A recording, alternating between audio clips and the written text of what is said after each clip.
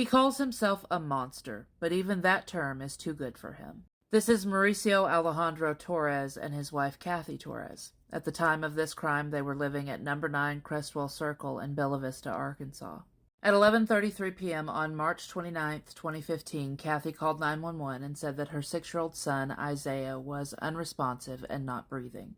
When EMS arrived at their home, they found Isaiah on the living room floor with Mauricio performing CPR on him, and within a minute, it's said that they knew Isaiah had been abused. EMS worked on him there at the home for a little while and then transported him to Mercy Medical Center, where shortly after midnight on March 30th, he was pronounced deceased. Now, right away, when EMS saw the way Isaiah looked, they contacted the Bella Vista Police Department and got a detective to meet them at the hospital to document Isaiah's injuries. Isaiah was covered in bruises from head to toe, and he also had various cuts all over his body, and both of these things were in different stages of healing. Doctors also found, while they were examining Isaiah, that he had blood in his rectum. Now, right away, Mauricio and Kathy start lying to detectives. They told them that they had been camping in Hollister, Missouri, and they had taken themselves, Isaiah, his twin sister, and then their youngest daughter, who was 5. And that they'd had a great time, but that on Sunday, Isaiah started to complain of having a stomachache. So Kathy had gone and gotten him some Pepto-Bismol, and then all was right with the world. They both then said that Isaiah fell asleep in the car on the way home, and that's where their stories start to clash. See, in Kathy's version of events, Isaiah got out of the car on his own, walked inside, took a shower on his own, and then put himself to bed. In Mauricio's version, Isaiah had to be carried into the house, given a bath, dressed by them, and then put into their bed. And side note here, that version is the version that Isaiah's twin sister and 5-year-old sister both supported. So while Mauricio and Kathy are lying to detectives, Isaiah's body is transported to the Arkansas State Crime Lab in Little Rock for an autopsy. Investigators served a search warrant at the Torres home, and in the master bedroom and master bathroom they found blood spatter on the walls and the ceiling, and then on 2 15-pound dumbbells that were sitting next to the bathtub. When Mauricio was asked about Isaiah's injuries, he said that Isaiah was just a clumsy kid, that he fell a lot, he would run into doorknobs, but that he was just clumsy, and that's what his wife Kathy had told him. But then Mauricio started to get paranoid that maybe Kathy had sold him out. So he made a comment to investigators and said, "Don't ask me to betray my wife." He then reiterated that Kathy had told him that Isaiah was just very clumsy. But when shown photos of Isaiah's injuries, he did indicate that they looked like the result of people being neglectful. So on March 31st, Kathy was interviewed again, and during this interview, she started to crack. He calls himself a monster, but even that term is too good for him. This is part 2 of the Isaiah Torres case out of Bella Vista, Arkansas. If you're interested in seeing part 1, it will be in the playlist linked down below. So during Kathy's interview on March 31st, she tells investigators that she has witnessed Mauricio abusing Isaiah more than once. She said he would whip him with a belt or any object he could find, really, and that if Isaiah cried, Mauricio would tell him that he would just whip him harder and more because he needed to take it like a man. She then said that she never tried to stop Mauricio from doing this because she feared him, and that when he was done, she would just clean Isaiah's wounds with Neosporin. On April 3rd, investigators served a search warrant for the camper that the family used while they were in Hollister, Missouri, and in the camper they found blood spatter, and they also found a large circular blood spot on a mattress that had been flipped over to conceal that blood spot. And when confronted with this information, Mauricio finally decided to tell investigators his version of the truth. He said that while they were camping, he caught Isaiah eating cake that he wasn't supposed to have. His initial punishment had been spanking, and when he decided that wasn't working, probably because it wasn't doing it for him, he decided to take a stick and shove it into Isaiah's rectum and put him in a corner and force him to do squats.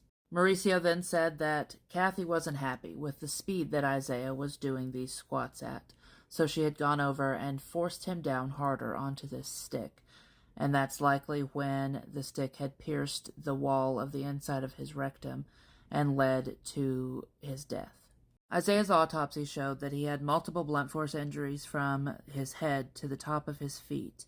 Some of his teeth had been knocked out or ripped out. So many head injuries, they were innumerable. facial bruising, a broken nose, whip marks, scarring on his back from chemical burns, and evidence of being sodomized with a sharp object.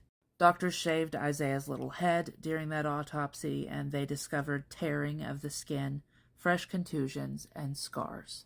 The medical examiner determined that Isaiah's cause of death was acute peritonitis, and that's an infection that had gotten into his bloodstream from being sodomized with that stick.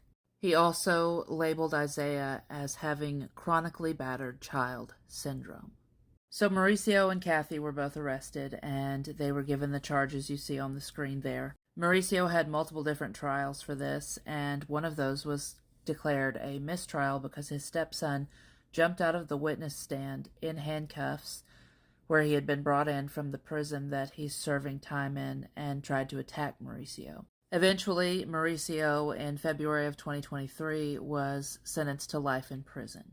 He calls himself a monster, but even that term is too good for him. This is the final part for the Isaiah Torres case out of Bella Vista, Arkansas. During one of Mauricio's trials, Isaiah's 12-year-old sister got on the stand and talked about what she saw Isaiah subjected to during his short little life, and the details that she gave are absolutely heartbreaking.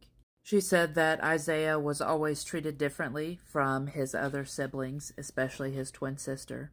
She said that he was forced to eat just rice and beans, even if the family was eating some other well-prepared meal or takeout, and that at least twice a week he would be forced to eat his meal of rice and beans facing the wall without being able to interact with anyone. He was forced to sleep in a locked dog crate, and his siblings were told to bite him on the ankles if they saw him trying to get out. There was a month-long period of time where Isaiah was forced to live in a trash can inside the family home. He had also been forced to eat excrement from their pet cat and to drink Mauricio's urine. He was beaten with shoes, extension cords, cables, anything that Mauricio and Kathy could get their hands on, essentially. And Mauricio had even yanked Isaiah's teeth out.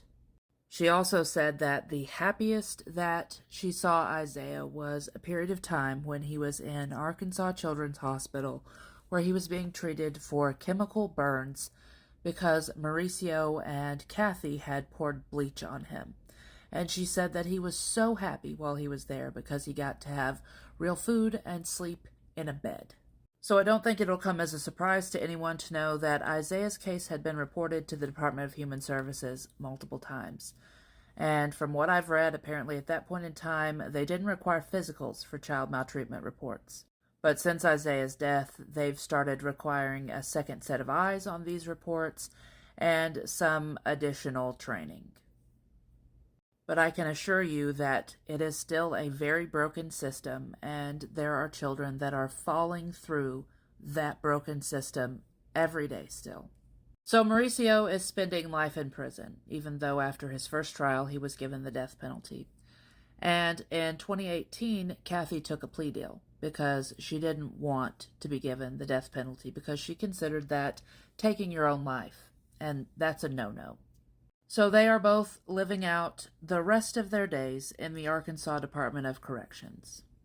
And I think I probably speak for so many people when I say that I hope every single one of those days is twice as miserable as they made Isaiah's 6 years of life.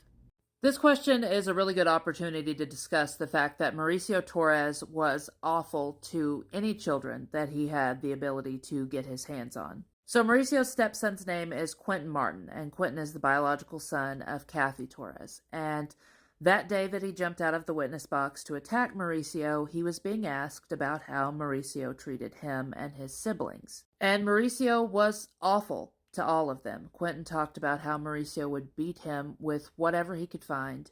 And then Quentin was asked if Mauricio ever abused him sexually. And that was the point in time when he didn't answer. He just got up and attempted to attack Mauricio.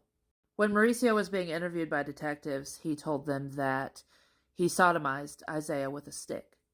And then he said that he had done that just one other time. But after hearing an interview that was done with Mauricio's 2 older children from one of his previous marriages in California, I doubt that once or twice was all that he ever did, because they both detailed how he would regularly sexually abuse them. Now, to answer the other part of your question, he was in prison because he has substance abuse issues, and to fuel those substance abuse issues, he also commits burglaries. He has a pretty long rap sheet, and it's all just filled with possession charges, theft charges, breaking and entering charges.